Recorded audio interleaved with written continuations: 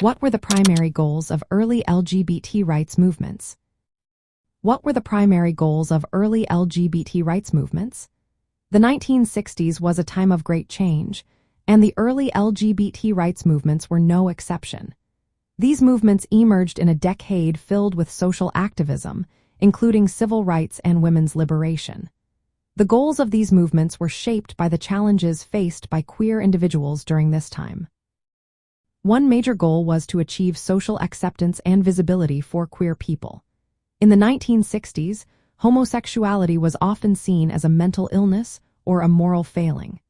Activists worked hard to challenge these negative stereotypes. They wanted to bring queer identities into the open, moving away from secrecy and shame. Increasing visibility was essential for normalizing queer lives in society. Another important goal was to end legal and police harassment. LGBT individuals faced frequent police raids and discrimination. Events like the Cooper's Donuts riot in 1959 and the Stonewall Rebellion in 1969 highlighted resistance against police abuse. Activists demanded an end to laws that criminalized same-sex relationships and public gatherings. They sought protection from unjust treatment and harassment. Challenging the medical and psychiatric pathologization of homosexuality was also a key focus. During this time, the American Psychiatric Association classified homosexuality as a mental disorder. Activists, including Barbara Gittings, worked to pressure the American Psychiatric Association to remove homosexuality from its list of mental illnesses. This was vital for reducing stigma and changing societal views on queer identities. Building community and political power was another goal of early LGBT rights movements. The 1960s saw the rise of organizations like the Mattachine Society and the Daughters of Bilitis. These groups provided social support and advocacy for gay men and lesbians.